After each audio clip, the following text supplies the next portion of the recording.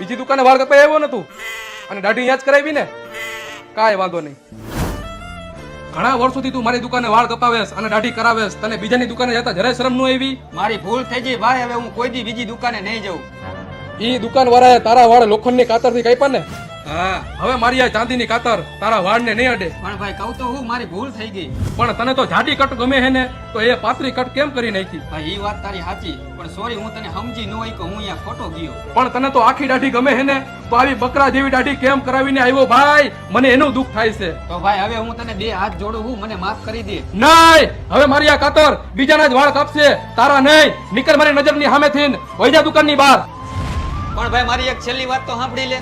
હા બોલ. પણ ભાઈ હું તો 2500 વાળું પેકેજ કરાવવા આવ્યો હતો. અને ભાઈ તું વાળમાં કલર તો કરાવીશ ને? હા ભાઈ. તો આવતો રે મારા ગલે જા.